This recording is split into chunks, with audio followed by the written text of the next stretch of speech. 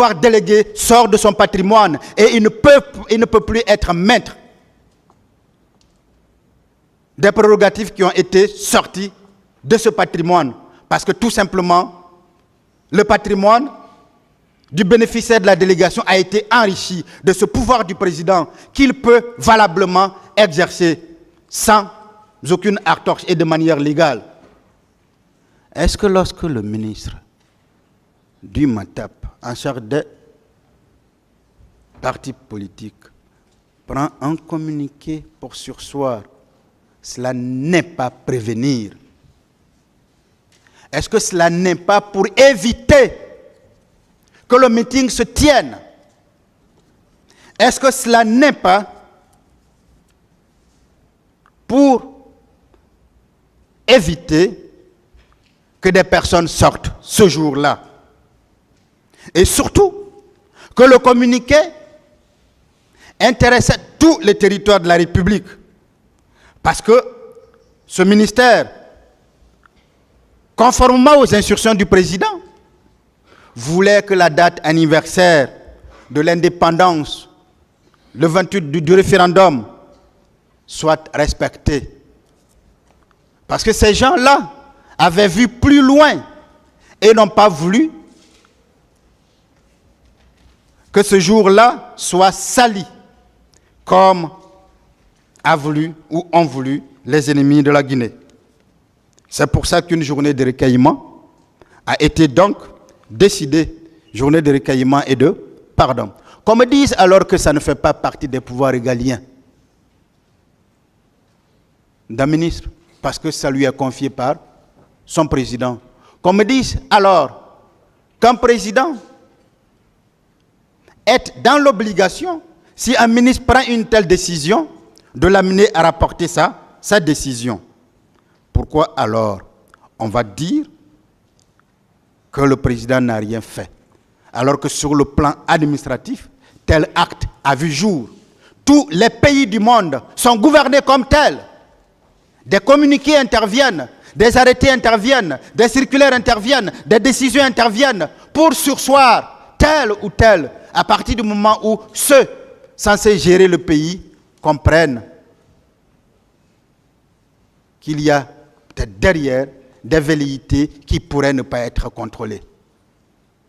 Est-ce que si ce communiqué-là avait été respecté, non pas pour respecter la personne du président Dadis, mais pour respecter l'autorité de l'État, les institutions républicaines, les ministères de la République, est-ce qu'on serait arrivé là? Est-ce qu'on peut dire que le président Dadis n'a rien fait? Certainement non. D'ailleurs, la partie civile, Dr Ben Youssouf, l'a reconnu ici, publiquement, et vous a dit, si on avait écouté, si on avait respecté l'autorité de l'État, si on avait respecté les sages conseils donnés par la notabilité, par les religieux, ce meeting ne se serait pas tenu. Mais on peut comprendre, puisque entre les partis politiques, entre les membres, d'autres avaient d'autres idées que les autres ne pouvaient pas comprendre. D'autres avaient donc été dupés. Et la question à se poser donc, c'est celle de savoir le droit pour un ministre de prendre un tel acte ou de déclarer que tel jour est férié. Mais on connaît tous les jours des jours fériés en Guinée ici. Et il n'y a pas longtemps, un jour qui ne devrait même pas être férié a été déclaré férié par le ministre chargé de la fonction publique. Est-ce que cela cause un problème? Pourquoi c'est quand c'est le président Dadis? Pourquoi c'est quand c'est le gouvernement du président Dadis? Il y a problème à ce niveau. Voilà donc expliqué que sur le plan administratif, des actes ont été posés pour éviter cela. Est-ce que nous pouvons dire dans ce sens-là que le président Dadis est resté bras croisés? Non. Sur le plan religieux et moral, bien avant les événements du 28 septembre, vu le climat de violence entretenu, il ne faut pas qu'on oublie l'histoire de la Guinée. Baouri en avait parlé ici, sur les questions que je lui avais posées. Il avait reconnu qu'en Guinée, il y a une culture de violence politique depuis longtemps. Ça ne date pas du président Dadis. Ça date depuis très très longtemps. On a connu les événements des 2 et 3 février 2007. On en a une station ici. Il le savait. Le président Dadis a pris le soin de mettre en place un comité de médiation. Ce comité de médiation était composé du grand imam de la mosquée Faisal, El Hadj Mamadou Salihou Diallo, du Premier ministre, Cabinet Komara, du ministre, El Hadj Moustapha Koutoubou Sano, Dalaba, représentant des anciennes ministres et anciennes... dans le but de sensibiliser toutes les forces de la nation. Et au cours de leur périple, ces sages ont fait le tour de tout le siège des sociétés civiles, et transmettre le message de la sagesse, pour les transmettre ces conseils-là et leur demander de surseoir. On ne leur demande pas de ne pas tenir des meetings. On ne leur demande pas de ne pas sortir. On leur demande tout simplement de surseoir et de respecter cette journée de recueillement. Tenez-vous bien, monsieur le juge président, messieurs les juges assesseurs. Lorsque ces sages sont arrivés, chez feu Ahmed Tidiane Cissé, ancien ministre de la Culture et du Patrimoine historique d'Alpha Condé, qui représentait les partis politiques d'alors, la même doléance lui a été portée par cette délégation gouvernementale mise en place par le président Dadis pour sensibiliser du gouvernement composé de religieux, composé de gens de confiance, qui va vers des partis politiques, qui va vers la société civile. Voilà ce qu'un représentant des partis politiques annonce. Alors, est-ce que dans ces conditions-là, une personne qui a organisé, une personne qui a planifié, une personne qui a coordonné peut prendre de telles mesures? Comment est-ce que cela est possible? N'est-ce pas un acte posé avant les événements, avant le meeting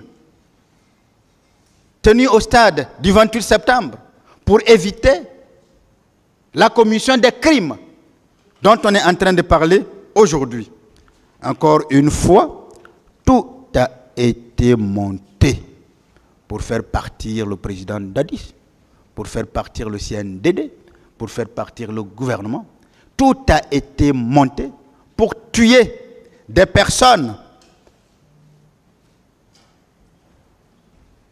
et faire supporter cela par le président Dadis et ses proches. C'est pour ça qu'on vous parle d'attaque généralisée, mais j'en parlerai. C'est pour ça qu'on vous parle d'attaque systématique, sans vous définir l'attaque. On définit généralisé, on définit tout, mais on ne vous définit pas l'attaque. On ne vous dit pas de quelle attaque il s'agit. Le crime contre l'humanité n'est pas possible en dehors de toute guerre.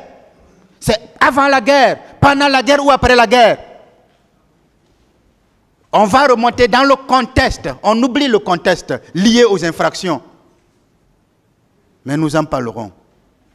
Et c'est cela l'attaque. On me dira en quoi le pays était en guerre ou je ne sais quoi. Tout a été donc monté pour faire partir le président Dadis. Toujours, monsieur le président, sur le plan moral. Toujours sur le plan moral. La coordination des sages des 4 régions naturelles du pays a tenu les 19, 22, 26 septembre 2009 des réunions afin de mener des réflexions approfondies sur la crise sociopolitique qui se dessinait. Comme le comité de médiation.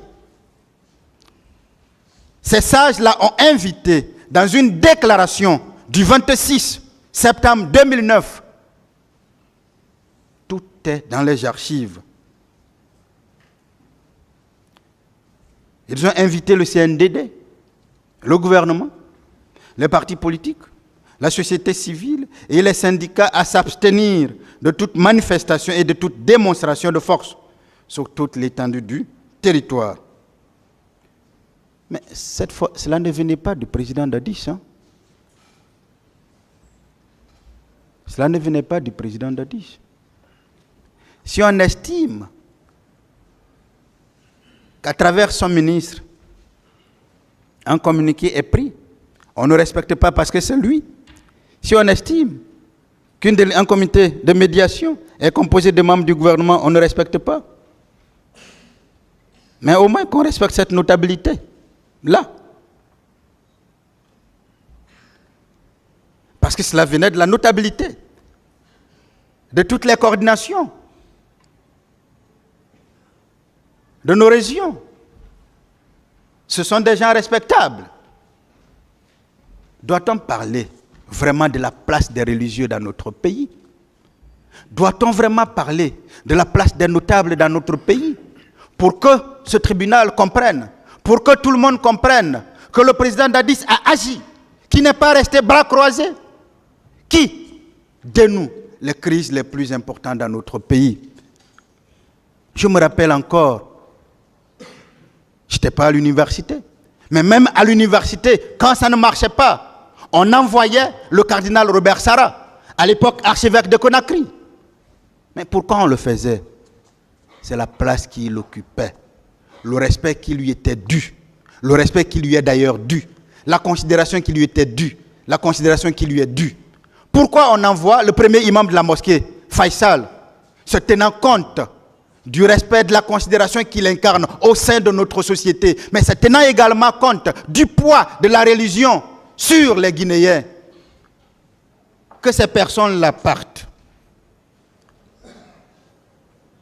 pour poser des doléances. Il ne s'agit pas du président Dadis.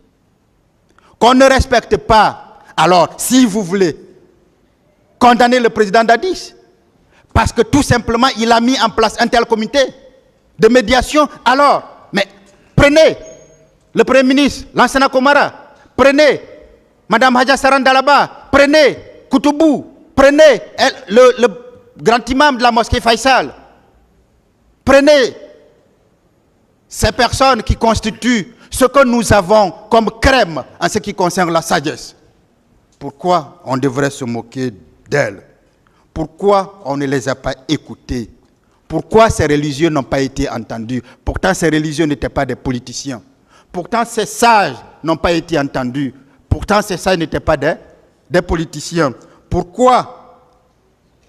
Encore une fois, parce que tout était organisé, tout était planifié, tout était coordonné pour faire partir le président Dadis. C'était l'homme qui était détesté pour faire partir le CNDD, pour faire partir le gouvernement et pour faire partir tout ce qui restait d'eux. Sinon, qui peut raisonnablement dire qu'il n'a pas posé d'acte dans ce sens-là? Est-ce que si les leaders politiques, est-ce que si les leaders de la société civile, qu'on n'a même pas vu, avaient écouté ces religieux, avaient écouté la notabilité, avaient écouté ces sages, est-ce qu'on serait là aujourd'hui?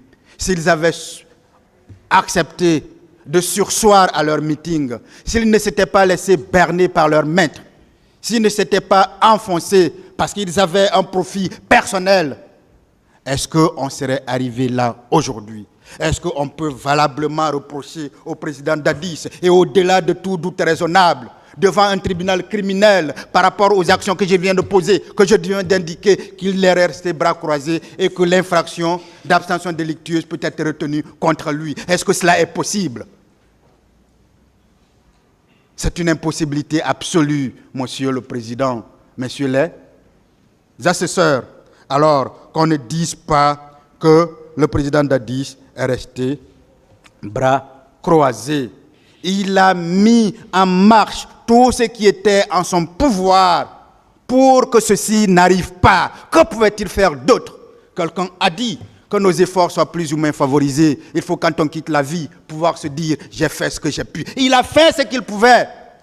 Si ça devrait reprendre, ce serait compliqué de faire plus. Parce qu'en tant que chef d'État, il est plus haut. Il a des gens sur qui il peut compter. En mettant sur place un comité de médiation, c'était pour que ce comité agisse. En mettant sur place ce comité de médiation, c'était pour que le Premier ministre agisse avec les membres de son gouvernement.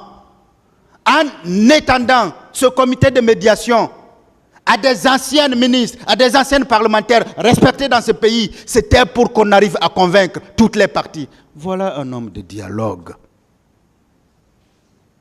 Voilà un homme de compromis.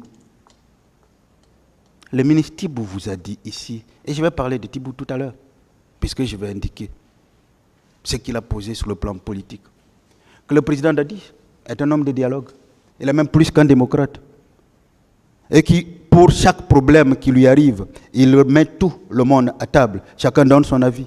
Et qu'il arrive même qu'il ait des difficultés de décider, parce qu'il a envie que la décision qu'il doit prendre reflète l'avis, la position de chacun des participants. Nous sommes en train de parler d'un militaire. Indiquez-moi un civil aussi démocrate que lui. Indiquez-moi un civil, en tout cas chez nous, en Guinée, pour les chefs d'État qu'on a connus. Indiquez-moi.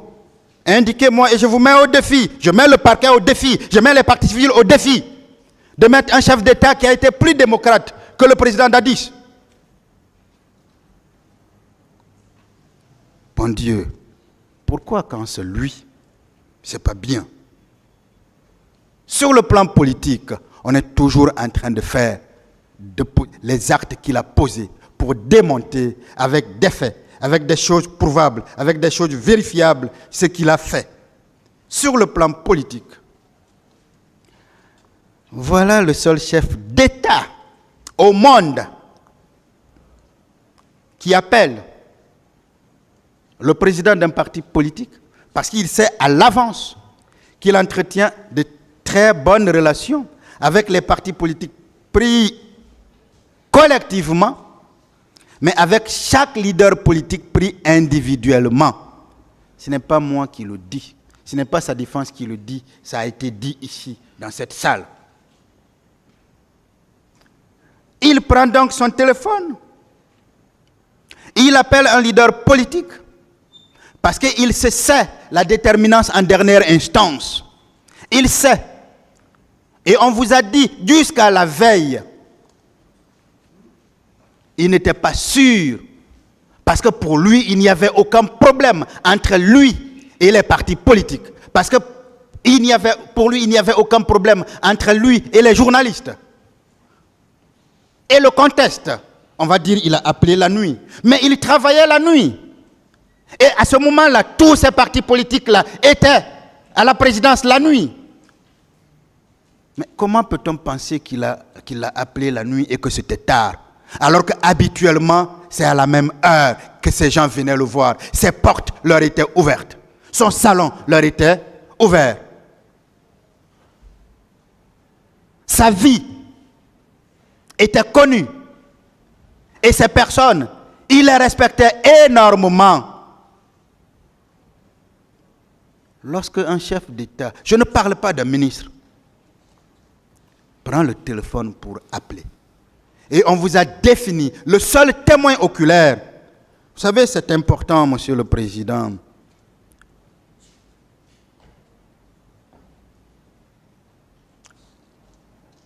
La nuit peut durer. Le soleil finit toujours par se lever. La vérité finira par triompher dans cette affaire. On peut vouloir falsifier l'histoire, mais on ne réussira pas. Je n'étais pas là-bas. Le parquet n'était pas là-bas. La partie civile n'était pas là-bas. Le tribunal n'était pas là. La seule personne qui était là, au téléphone de qui on a parlé et qui a été entendu comme témoin acquis au débat, j'insiste là-dessus, témoin acquis au débat. C'est pour ça que lui, quand il fait un faux témoignage, il peut être poursuivi pénalement. Mais il n'a jamais été poursuivi. Ça veut dire qu'il a fait un bon témoignage ici. Et lui, il est acquis au débat. Tibou, qui a été un témoin de l'accusation.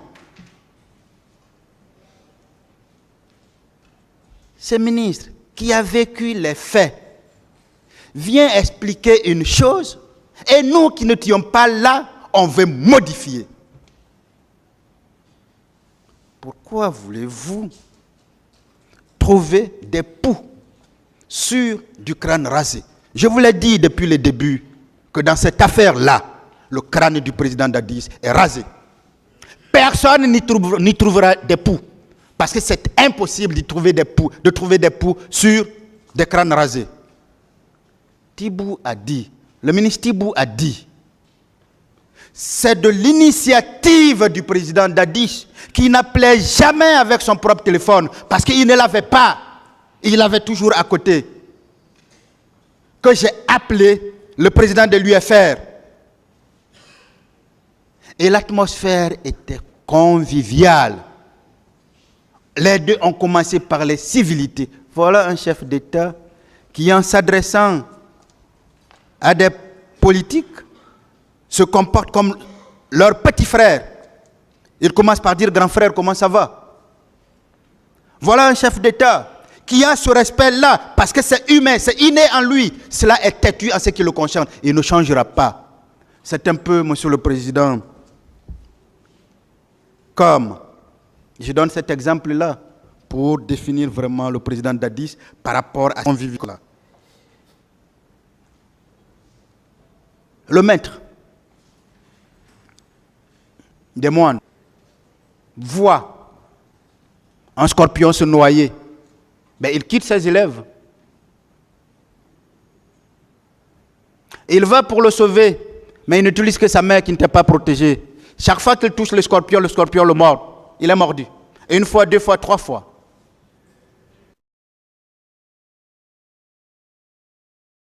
L'élève qui le remplace, s'il n'est pas là, ben, vient le voir et dit, maître, mais pourquoi vous le faites? Il ne fait que vous mordre, mais laissez-le. Il le regarde, il ne répond pas. Il prend des feuilles, il enroule sa main et il prend, il le sauve. Il tourne pour lui répondre. Il lui dit, la nature du scorpion, c'est de piquer. La nature de l'homme, c'est de sauver. Ce n'est pas parce qu'il me pique que je vais arrêter de le sauver. Il serait devenu plus intelligent que moi. Voilà pourquoi le président Dadis ne changera pas. Parce que sa nature, c'est un homme bien. Vous lui ferez tout ici, il sortira, il vous saluera poliment. Il vous dira grand frère. Alors, il commence par les civilités. Tout se passe très bien. Dans un premier temps, le téléphone est interrompu. Moi, je crois en la bonne foi. Je ne dirais pas qu'il a interrompu de lui-même. On rappelle encore la même chose. On n'a même pas fini avec la discussion. Le téléphone ne passe plus. Un chef d'État réfléchit encore à une autre alternative en disant il n'est pas peut-être le seul leader politique, je vais appeler les autres. Sachant qu'il travaillait les nuits. Tout le monde ferme. Vous ne trouvez même pas que c'est une insulte contre un chef d'État? Pourquoi nous devons accepter que nos institutions soient rabaissées simplement parce qu'on veut, vaille que vaille, soutenir l'insoutenable? Ce procès a été mal ficelé et le parquet n'obtiendra pas gain de cause parce qu'il ne peut obtenir gain de cause. De manière élégante, le parquet devra vous dire « j'abandonne toutes les poursuites ». Et de toutes les façons, une possibilité lui est toujours réservée. Et je sais, je suis conscient que dans cette affaire-là, un autre procès des événements du 28 septembre se tiendra un jour avec d'autres acteurs. L'histoire nous dira la vérité. Mais voilà un président qui le fait. Est-ce que sur le plan politique, il n'a pas posé d'acte? Mais on va jusqu'à dire qu'il a menacé ce leader politique-là. On invente parce qu'on n'y était pas. On invente parce que rien n'a été dit ici dans ce sens. Mais qu'est-ce qu'un témoin? Par définition. Mais le témoin, c'est celui-là qui vous fait le récit ou la narration de ce qu'il a entendu ou vu, de ce qu'il a entendu ou fait. relativement aux circonstances de la commission d'une infraction. Le seul témoin oculaire dans cette affaire, c'est monsieur le ministre Thibault. Si le parquet ne fait pas confiance tant au ministre Thibault, pourquoi n'a-t-il pas indiqué ici que Thibault a fait un témoignage? Et mais pourquoi, en dehors des propos de Toumba, on va chercher d'autres propos? Pourquoi extrapoler? Le droit pénal ne s'extrapole pas. Le droit pénal n'est pas une analogie. Le droit pénal, c'est un droit de certitude. Le droit pénal, ce n'est pas un droit d'approximation. Le droit pénal, c'est plus la mathématique du droit. Parce que le droit lui-même est la mathématique des sciences sociales. Évitons de creuser où on ne peut trouver rien. À force de le faire, on finit par rabaisser la République. Parce que nous parlons d'un chef d'État. C'est pour ça que je vous ai dit que je vous entretiendrai aujourd'hui, je vous entretiendrai demain. Il ne s'agit pas d'un accusé comme n'importe qui. On me dira là-bas que c'est un accusé. Oui, c'est un accusé. Mais moi j'ajoute, pas n'importe qui, puisque nous ne raisonnons pas de la même manière. Alors, qui peut ici dire avec certitude, puisque c'est ce qui doit être démontré devant vous, pas avec une approximation, que Thibault n'a pas dit la vérité? De toutes les façons, c'est même à qui qu'il a dit la vérité. Parce que s'il n'avait pas dit la vérité, on aurait décidé qu'il soit poursuivi étant un témoin acquis au débat. C'est pour ça qu'il a prêté serment. C'est pour ça qu'il a prêté serment. Il a prêté serment. Le ministre Thibault Camara a prêté serment par devant ce tribunal ici avant de déposer. Et il lui a été rappelé ses obligations. Outre l'obligation de comparaître, de déposer, il lui a été rappelé l'obligation d'être sincère. Et la sincérité, là, il l'a démontré ici. Il a même indiqué que n'étant pas en politique, on ne peut pas comprendre la politique. Et là, en s'adressant à un des parquetiers. Mais ça se comprenait. Ça se comprenait qu'on ne sache pas le monde, ça se comprend qu'on ne sache pas le monde politique. Mais lorsqu'un chef d'État, de manière libre, délibérée, décide, il veut tout simplement faire comprendre, si vous n'avez pas écouté mon ministre, si vous n'avez pas écouté la notabilité, si vous n'avez pas écouté les religieux, je reste quand même le dernier rempart. Je suis la déterminance en dernière instance. Je suis la plus haute autorité. Moi, je me mets à votre disposition. Et c'est pour ça que j'appelle. Mais on ferme tout. Des leaders qui n'ont même pas de respect pour le président. Alors que eux tous aspirent à devenir un jour président. Comment se seraient-ils comportés, eux, si c'était contre eux que cela était arrivé?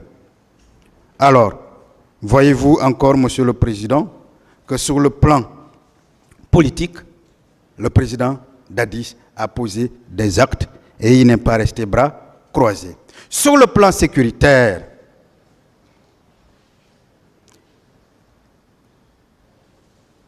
le président Dadis a enjoint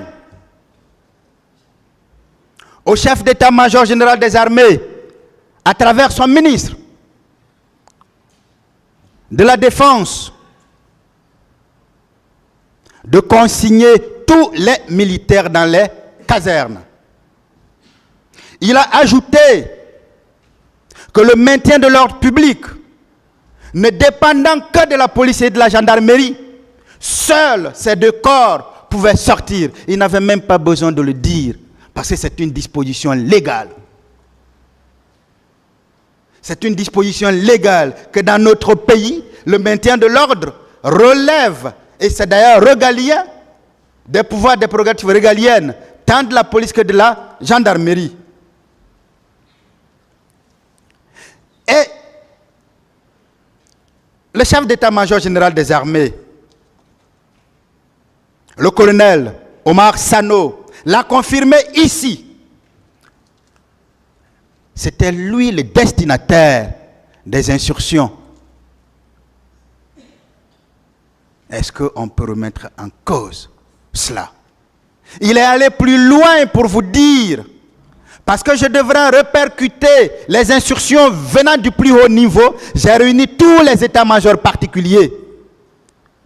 Et je leur ai dit de transmettre ça, de répercuter cela, chacun à son niveau. C'est la fameuse réunion tenue à l'état-major, c'est-à-dire au camp Samori, qu'on confond depuis le début à une réunion improvisée passée au camp Al-Fayaya, la nuit du 27 au 28. Voilà la seule réunion qui a été tenue à l'état-major, ici, au camp Al-Mami Samori Touré, non pas au camp Al-Fayaya. Parce que tout simplement, le chef d'état-major ayant reçu des instructions du président via le ministre de la Défense, devrait répercuter, avait l'obligation de le faire. Mais, vous savez, monsieur le juge président, monsieur les juges assesseurs, le chien ne change pas sa façon de s'asseoir. Vous savez, dites tout du chien, mais ses dents, elles resteront toujours blanches. Elles le sont. Quand on veut travertir la vérité, quand on veut falsifier l'histoire d'un pays, quand on veut modifier des faits dans un dossier qui sont pourtant têtus, quand on veut coller à un homme qu'on a voulu transformer en monstre, en diable, alors qu'il est totalement à l'antipode de ses qualificatifs, de ses superlatifs, on se rabaisse soi-même. On est même allé jusqu'à penser que pour avoir instruit au chef d'état-major général des armées via son ministre de la Défense de laisser ou de consigner les militaires dans les casernes, c'était pour préparer. Ça a été dit ici par une partie de la partie civile. Quelle bassesse! Lorsqu'on doit véritablement chercher des éléments de preuve contre un ancien chef d'État, dans un dossier tel, je vous ai dit que ce dossier est très profond. Ce dossier est très complexe. Ce dossier demande beaucoup de munitions. Et malheureusement, à la fin, c'est sur vous que tout va reposer. Heureusement que vous êtes arbitre et que vous n'avez aucun parti pris. Le chef d'état-major l'ayant confirmé ici, et le chef d'état-major, c'était qui? C'était un témoin. Un témoin de l'accusation. A-t-il menti? En tout cas, rien n'a été dit ici contre lui, pouvant indiquer qu'il a fait un faux témoignage. Est-ce que valablement nous pouvons dire que sur le plan militaire, le président Dadis n'a pas pris de dispositions? Est-ce que valablement nous pouvons dire que sur cet aspect-là, le président Dadis est resté bras croisés? Est-ce que valablement nous pouvons dire que sur cet aspect-là, le président Dadis s'est abstenu? Maintenant, que des personnes aient vu des militaires au stade, que des personnes soient sorties, mais c'est de leur propre gré. C'est pour ça que le code militaire prévoit l'indiscipline. C'est pour ça que le code militaire prévoit l'insubordination. C'est pour ça que le code militaire prévoit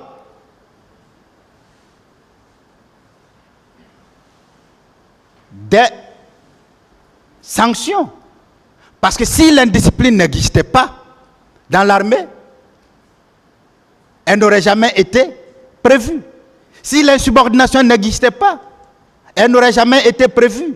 Donc que des militaires y soient allés, ça montre à suffisance que les instructions du président n'ont pas été respectées. Que les militaires y soient allés, ça montre à suffisance que, tel que le chef d'état-major les a répercutés, les choses n'ont pas été entendues par tout le monde. Mais l'armée, c'est un corps. L'armée, c'est un corps. C'est un tout à l'intérieur duquel il y a une pluralité, l'unité. Pourquoi vouloir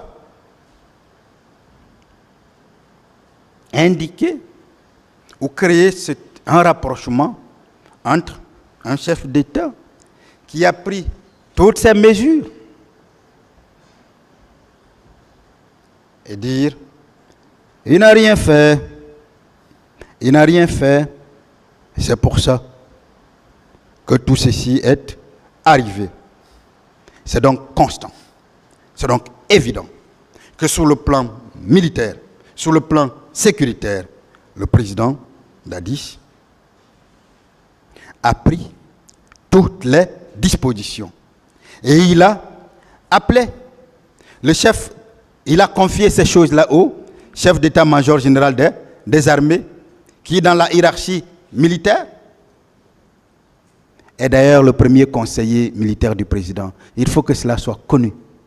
Un chef d'état-major général des armées est un conseiller militaire du président. Il faut que cela soit connu. Lorsque le président le nomme et qu'il lui remet le drapeau, en lui remettant le drapeau, il lui dit, dans l'opérationnalisation, dans la hiérarchie, c'est vous. Vous êtes le seul chef de cette armée. Je vous délègue ce pouvoir-là. Un tel chef d'État, major des armées, si il reçoit des instructions du président, de son ministre de la Défense, parce qu'il ne s'adresse pas directement au président. Le président ne s'adresse pas directement à lui. Naturellement, un président peut s'adresser à n'importe qui. Mais il vous a dit ici que le trait d'union entre lui et le président, c'était le ministre de la Défense. Celui qui était le chef d'état-major de la gendarmerie à l'époque des faits, je parle du général Baldé, vous a également dit ici qu'il n'était pas possible pour lui de s'adresser directement au président. Il devrait passer par le chef d'état-major général des armées. Et que c'était vice-versa. Pourquoi cet homme-là viendrait mentir ici? Pourquoi cet homme-là, qui n'était pas très ami d'ailleurs au président Dadis, pouvait venir le soutenir ici et dire que nous avons effectivement reçu ces instructions? Pourquoi des personnes devraient violer les instructions données par le premier responsable du pays? Pourquoi on devrait plutôt créer un lien entre ces personnes-là et le président? Vous ne voyez pas qu'on est en train de rabaisser la République? Une partie civile a indiqué que si le chef d'État dit au ministre de la Défense et au chef d'état-major de l'armée de ne rien faire et ne feront rien, c'est bien maître Hamidou. Alors, j'espère qu'il a suivi le général Oumar Sano, déclaré avoir reçu effectivement des instructions de faire consigner tous les militaires dans les casernes et de laisser seule la police et la gendarmerie s'occuper du maintien de l'ordre. Je précise que les instructions relatives au casernement, je l'ai dit, je vais répéter, sont venues de lui. Je précise que les instructions relatives au maintien de l'ordre, bien que venues de lui, pouvaient ne pas venir de lui, parce que c'est la légalité. À partir du moment où une partie civile indique cela, je pense que c'est clair que le président a donné des instructions. Est-ce qu'au moins on peut dire, reconnaître, cette fois que parce que le président a dit, cela est acquis. Voilà, Monsieur le Président. Voilà, messieurs les assesseurs, les actes que le président Dadis a posés avant les événements. Je vous ai dit que nous allons être pédagogues. Je vous ai dit que nous allons être aussi simples pour permettre à ce tribunal de nous comprendre. Nous ne mélangerons rien. C'est pourquoi nous partons pas à pas. Alors, nous vous avons indiqué les actes que le président a posés pour prévenir donc ce qui est arrivé. Et je veux mettre le parquet au défi. Je veux mettre les parties civiles au défi d'indiquer qu'après tout ce que j'ai dit, vérifiable, prouvable, le président n'a rien fait pour prévenir. On ne l'atteindra pas parce qu'il n'est pas atteignable. Il n'est pas atteignable parce qu'il est saint dans cette affaire. Il est saint dans cette affaire que tous les actes qu'il a posés depuis le début concourent dans ce sens-là. Rien ne les modifiera et nous ne permettrons d'ailleurs pas que cela soit modifié. Parce qu'encore une fois, nous sommes son porte-voix, nous portons sa parole, nous portons sa défense. Et tant que nous vivons, tant que nous respirons, nous le défendrons comme ça se doit et dans les limites de la loi. Qu'est-ce que le président a fait? Qu'est-ce que le président Dadis a fait pendant les événements? Qu'a-t-il fait ce jour?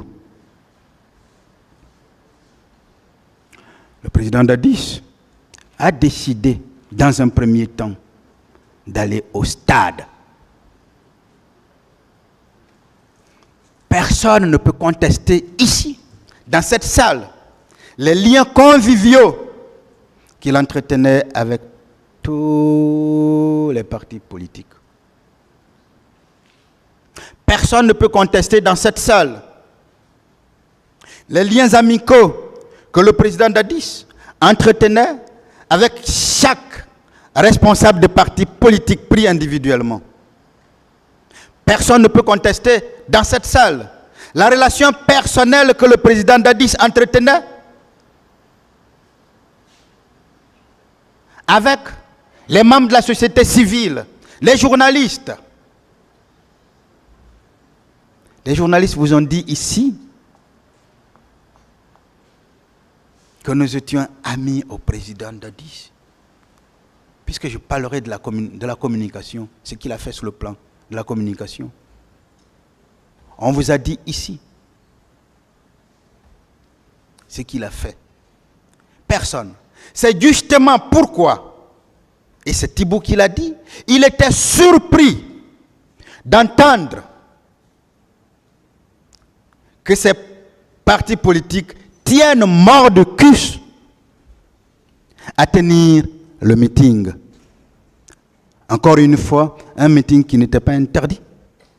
Encore une fois, le président a juste sur soi prendre un autre endroit. Et je vais y arriver. Tenant compte donc de ces liens avec ces partis politiques, avec ses leaders politiques, il était normal, mais tout à fait normal pour lui, encore pour prouver son humilité, sa modestie, sa simplicité, de partir au stade, de rencontrer ses leaders politiques.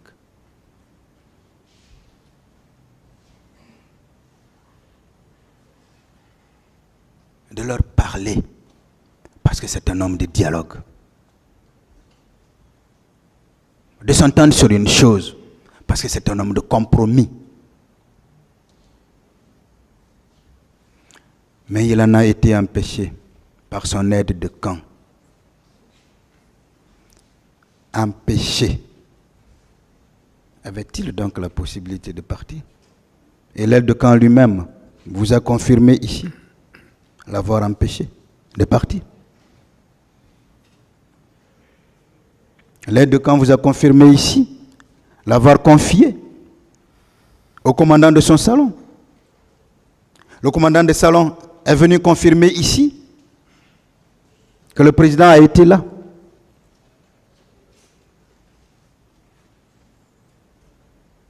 Alors, il s'est trouvé dans l'impossibilité d'aller rencontrer ses leaders politiques. Pourtant, il voulait tout simplement discuter avec eux. Pourtant, il voulait tout simplement les amener à sensibiliser leurs militants.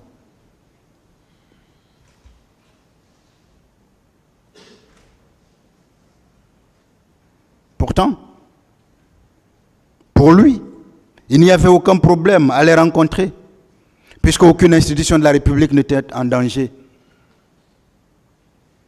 Puisque la présidence n'était pas inquiétée, n'était pas en danger.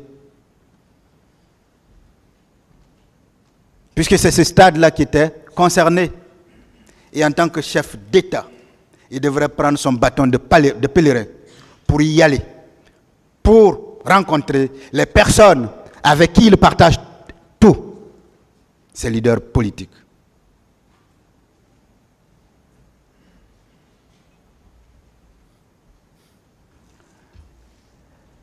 Mais ce jour, il a été laissé encore seul par son aide de camp. Alors même que la mission régalienne d'un aide de camp est bien de veiller sur la protection du président, pas autre chose. C'est d'abord ça. C'est ça avant tout.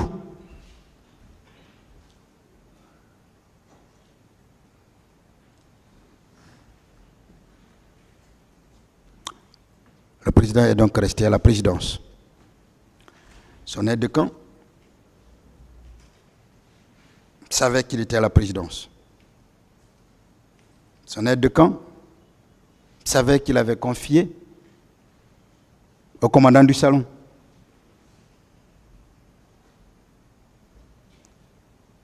Il a d'ailleurs enjoint à ne pas le laisser, sous peine de sanction. L'aide de camp, le commandant de salon, est venu ici témoigner qu'il était là et qu'il était placé sous sa surveillance entre griffes.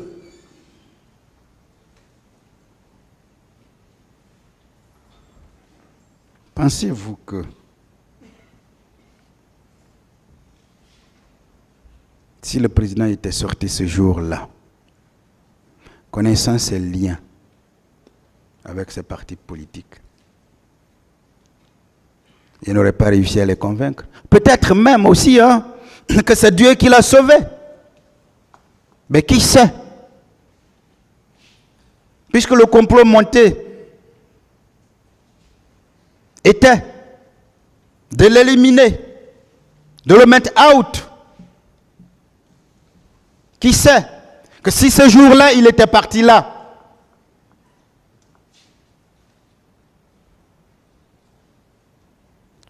le temps aurait été raccourci.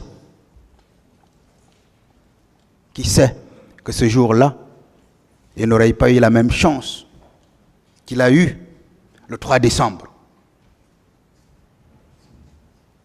Mais comme je vous l'ai dit, Dieu n'a pas voulu qu'il meure pour qu'on ne lui fasse pas endosser tout ce qui est lié à responsabilité sur des faits commis au stade du 28 septembre. Dieu a voulu qu'il vive pour donner sa version des faits. Dieu a voulu qu'il vive pour montrer à ses ennemis que sa vie n'est pas contrôlée par eux et que sa vie ne dépend pas d'eux. Dieu a voulu qu'il vive pour que les Guinéens comprennent que le président Dadis fait confiance en la justice de son pays. Dieu a voulu qu'il vive pour que le monde entier comprenne que le seul chef d'État qui, sans difficulté, s'est livré, et je pèse le terme livré, s'est livré à la justice de son pays, c'est bien lui. Dieu a voulu au moins que cet acte-là devienne un jour un exemple. Et c'est toute ma prière pour les autres chefs d'État, qui doivent se dire qu'ils ne sont pas au-dessus des institutions de leur pays. Et que la loi, c'est la loi. Durer la loi, mais c'est la loi. Dura lex et lex, c'est ce qui est inscrit là, devant. Dieu a donc voulu qu'il soit ici aujourd'hui pour nous autres, nous permettre de parler en son nom et de laver non seulement son honneur, mais de démontrer que les faits pour lesquels il est poursuivi ne tiennent pas debout. Ces faits-là, ce sont des sacs vides. Vous savez bien que les sacs vides ne tiennent pas debout. Ils ne tiendront jamais debout parce qu'ils sont têtus. Parce qu'ils sont têtus, on sait que sa place n'est pas ici et que c'est juste une question de temps. Et c'est ce qu'il a souhaité lui-même pour être là, se défendre, montrer qu'il ne peut pas faire du mal à un Guinéen. Et voilà ce qu'il est en train de faire. Voilà ce que nous faisons pour lui. Et nous continuerons à le faire autant que possible. N'est-ce pas une volonté manifeste que le président Dadis n'a pas souhaité les événements du 28 septembre? Pourquoi vouloir vaille que vaille, vouloir advienne que pourra, lui coller cela? Parce qu'on veut faire l'affaire de nos maîtres. Ça ne marchera pas avec lui. Quels actes le président Dadis a posés après les événements? On est toujours dans la démonstration de ce qui n'est pas resté bras croisés, comme le parquet a voulu nous faire comprendre dans les débats ici, comme les partis civils ont voulu nous faire comprendre dans les débats ici, mais qu'après les débats, sachant leur défaite se dessiner, abandonnent tout, mettent le tapis vert devant la défense, en pensant que la défense va se contenter de cela. Nous savons que le juge pénal, le juge criminel est un juge actif. Nous savons que nous ne sommes pas ici pour prouver que nous n'avons rien fait. Parce que ce n'est pas notre rôle. C'est le rôle du parquet. C'est une règle générale. L'achat de la preuve incombe au demandeur. Mais nous voulons éclairer l'opinion. Nous voulons éclairer ce tribunal qui va écrire la vérité judiciaire. Nous voulons contribuer également à écrire la vérité historique. Parce que c'est un homme d'État. Et personne ne peut lui contester cela. Qu'a-t-il fait après les événements? Monsieur le Président, Monsieur les assesseurs, le président Dadis a instruit sur le plan sanitaire, le président Dadis a instruit que les leaders soient amenés à la clinique Pasteur pour des soins intensifs et appropriés. Cellou Dalein Diallo l'a reconnu. Baouri, je n'ai pas été tendre avec lui, mais il a reconnu. Mais dans ce temple de Thémis, il y en a qui n'étaient pas là et qui ne veulent pas reconnaître. Alors que les intéressés bénéficiaires de ces largesses ont reconnu. Était-il obligé de demander qu'il soit soigné au niveau de la clinique Pasteur? Non. Il l'a fait humainement. Il l'a fait socialement. Il l'a fait parce que il savait déjà de ces leaders politiques-là. Il savait où il se soignait. Il est même allé plus loin, jusqu'à dire celui-là ou ceux qui veulent partir à l'étranger peuvent partir. Mais on vient vous dire, on a entendu ici que non, c'est Wade. Mais attention, Wade était considéré comme le père spirituel du président Dadis. Attention, on est au plus haut niveau de l'État lorsque des choses comme cela arrivent. Mais les chefs d'État communiquent entre eux. Qui était là? Qui a entendu la conversation passée entre le président Wade et le président Dadis pour l'inventer ici? Est-ce que le parquet était là? Est-ce que le parquet était dans les confidences du président Dadis? Est-ce que le parquet était dans les confidences du président Wade pour dire que c'est Wade qui a demandé? Et même si Wade devrait demander, mais quel est le mal à cela? Était-il obligé d'accepter s'il ne le voulait pas? Il a accepté humainement. Il pouvait ne pas accepter. Il pouvait juste laisser la justice faire son travail. Parce que lorsqu'on défie l'autorité de l'État, on est poursuivable. Tous les jours que Dieu fait dans ce pays-là, les gens sont poursuivis pour avoir défié l'autorité de l'État.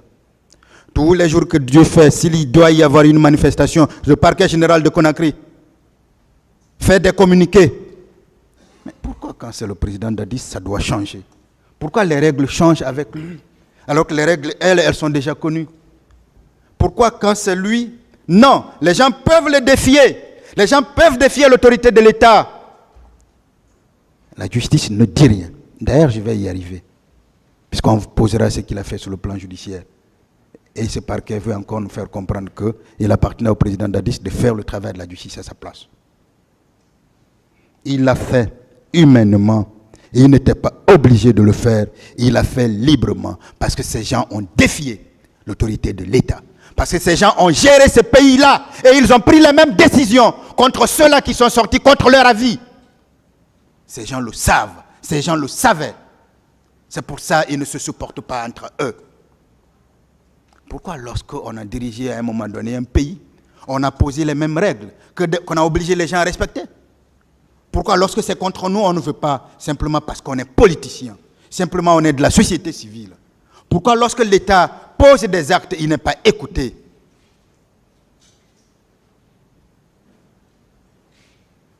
Écrivons bien l'histoire de notre pays. Parce que chacun de nous rendra compte. Parce que bientôt nous serons des anciens. Et nous laisserons la place à nos plus jeunes. C'est pour ça que je suis contre quand quelqu'un dit la Guinée appartient à nous tous. La Guinée n'appartient à aucun Guinéen, mais la Guinée est à tous les Guinéens. C'est différent, ce n'est pas la même chose. Parce que quand quelque chose vous appartient, vous pouvez la brûler, vous pouvez la vendre, vous pouvez la donner à n'importe qui. Mais aucun Guinéen ne peut vendre la Guinée, aucun Guinéen ne peut brûler la Guinée. Parce que la Guinée n'appartient à aucun Guinéen, mais la Guinée est à tous les Guinéens. Comme Ousmane Sembène a dit, c'est comme une pirogue. Sur l'eau, seul le vent le conduit. Vous ne pouvez pas faire de la Guinée ce que vous voulez parce que tout simplement vous êtes politicien. Est-ce que parce qu'on est politicien, on a une immunité? Est-ce que parce qu'on est politicien, on est permis de faire tout? Mais dans ce cas, pourquoi à leur temps, ils prenaient les mêmes décisions pour interdire les manifestations? Pourquoi à leur temps, ils prenaient des décisions pour surseoir à tout? Pourquoi à leur temps, ils n'acceptaient pas tel ou tel? Les mêmes règles qui se retournent contre eux.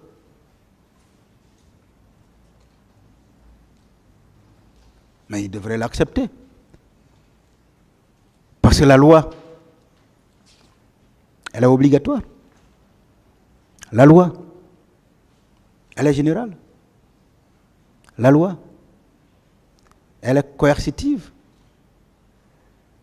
Mais la loi, elle est permanente. Elle est permanente. Elle est permanente. Il y a l'histoire d'un garde des Sceaux de Guinée qui, tellement contre les avocats, mais avait pris une décision pour permettre qu'on arrête des avocats quand on voulait, en oubliant que lui-même était avocat. Mais le jour où il n'était plus avocat, il devrait être arrêté, il a tout de suite compris. Alors nous devons faire attention à ce que nous faisons. Ces leaders, hier, posaient les mêmes actes. Pourquoi, quand c'est le président qui les pose, pourquoi quand on les pose contre eux, ça devient problème? Alors si Wade est intervenu, C'était dans le cadre des liens conviviaux, des liens amicaux qu'il entretenait avec celui-là qu'il appelait affectivement mon fils.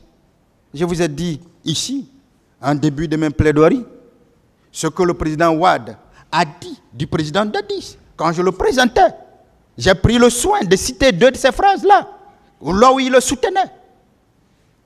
J'ai pris le soin de vous dire que c'est lui qui lui a remis à main propre, ici, au palais, les 2 trophées qu'il avait reçus, les trophées de l'excellence. Pourquoi voulez-vous penser que ce président Wade-là a la possibilité de contraindre un président d'un État souverain? Pourquoi nous ne pouvons pas être objectifs un jour? Pourquoi nous ne pouvons pas nous départir de la subjectivité, de la subversion? Le président Dadis, après les événements, a voulu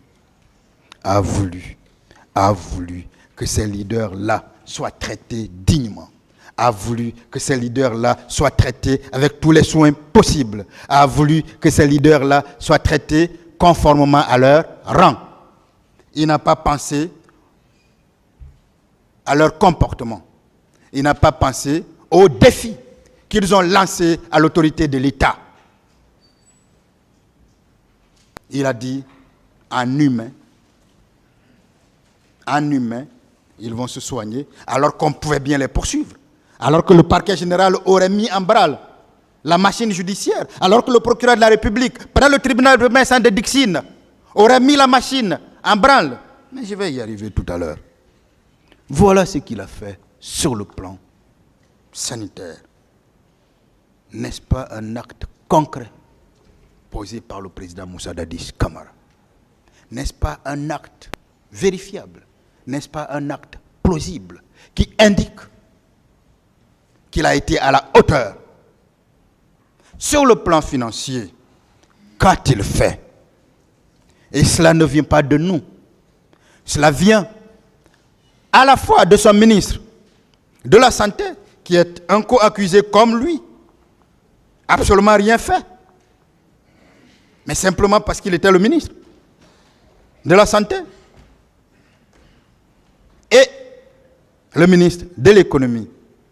Vous savez, je vais parler de ce ministre de l'Économie ici, Sandé, quand je vais attaquer Kaléa. Je parlerai des actes qu'il a posés et que le parquet a produit pour totalement laver le président Dadis. En écrivant à la Banque centrale, ils peuvent déjà vérifier la réponse pour simplement trouver un rattachement entre le président Dadis et Gono Sangari. Parce que chacun a fait comprendre que c'est lui qui finançait tout. Vous allez être surpris.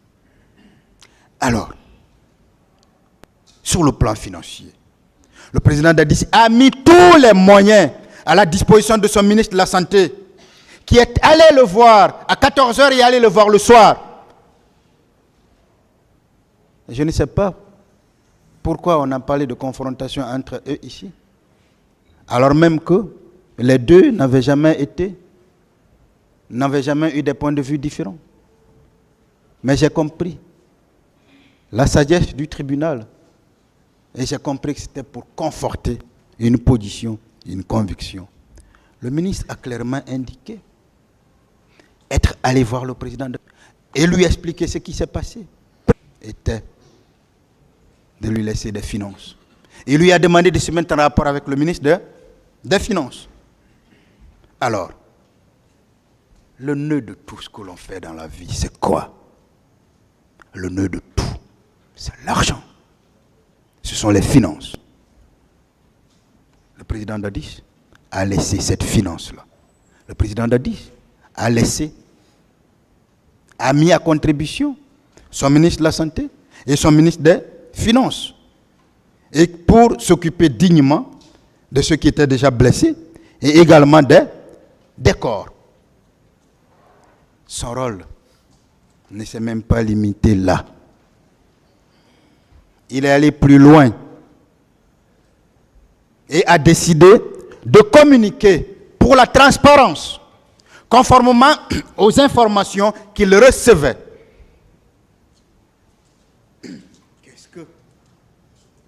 Qu'est-ce que l'on doit encourager aujourd'hui? Nous encourageons tous la transparence. Nous disons que nos chefs d'État ne communiquent pas. Nous disons que tout est opaque. Nous disons que rien n'est transparent. Nous disons que tout reste entre une minorité de personnes. Mais il y a un président qui décide de combattre tout ça. Et on lui dit qu'il n'a rien fait. Pourtant, sur le plan de la communication et de la transparence, le président Dadis a invité les médias nationaux et internationaux. S'il s'était limité uniquement aux médias nationaux, à la RTG, on aurait dit attention, on va censurer tout ce qu'il va dire, on va tout simplement faire passer ce qui est bien pour lui, ce qui arrange le gouvernement, ce qui arrange le CNDD, ce qui l'arrange personnellement. Mais il a invité les médias internationaux. Pensez-vous que le président Dadis est en mesure de contrôler les médias internationaux? Pensez-vous que le président Dadis peut contrôler France 24? Pensez-vous que le président Dadis peut contrôler Jeune Afrique? Pensez-vous que le président Dadis peut contrôler TV5 Monde? En les appelant à l'idée, il savait en tant qu'homme honnête, il leur livrerait exactement les comptes rendus qui lui ont été faits. Mais on veut remettre en cause cette bonne volonté. On veut remettre en cause cet élan-là. On veut remettre en cause cette bonne foi de cet homme-là qui a voulu que lumière soit faite dans cette affaire tôt et très tôt. On l'en a empêché malheureusement. Et ceux qui l'ont empêché sont restés ici plus d'1 an et n'ont jamais parlé de ce procès. Ceux qui les ont empêchés sont venus encore après les 1 an, ont fait plus de 11 ans et n'ont jamais organisé ce procès-là. Alors que lui, en un laps de temps, il avait déjà posé les vrais actes que je suis en train de citer depuis maintenant des heures. Je ne finirai pas toute la journée de les citer parce que les actes posés ont été connus de tous, ont été à la portée de tous, sont vérifiables, sont prouvables et chacun sait. Le président Dadis a donc invité ses médias à se transporter dans les hôpitaux pour une véritable couverture de la transparence. Est-ce que l'hôpital dépendait de lui? Est-ce qu'il lui appartenait à lui de dire à France 24, à l'hôpital, donc ne viens pas là, allez par là?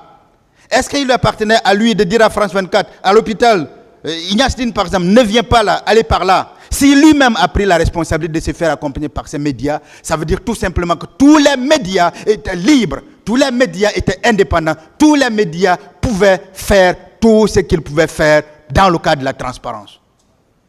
Voilà un homme censé se reprocher des choses dans un événement tel. Voilà un chef d'État qui sait avoir organisé les massacres, qui sait les avoir planifiés, qui sait les avoir coordonnés, qui sait que tout repose sur lui avec son gouvernement. Mais qui demande à des médias internationaux d'aller. Vous ne trouvez pas que c'est contradictoire?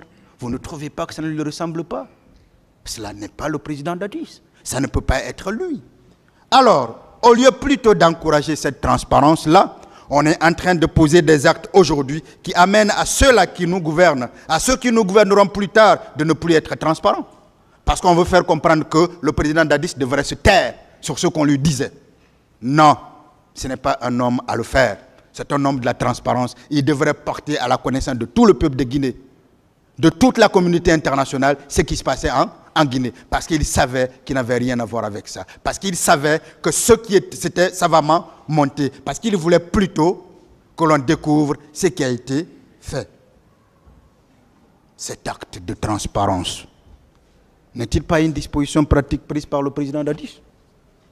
Est-ce que, logiquement, juridiquement, raisonnablement, est-ce que l'on peut penser qu'en se comportant ainsi, il n'a rien fait? Il a fait quelque chose. Il a même fait plus. Il a donné, il a même fait don de soi. Il a fait don de soi.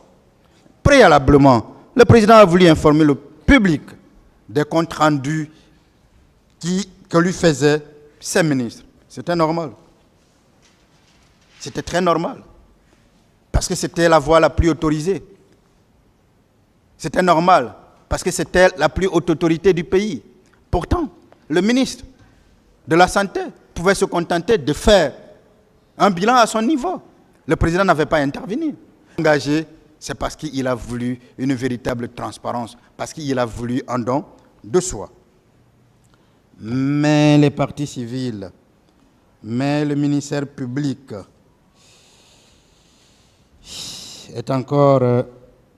indique encore que cela est une infraction.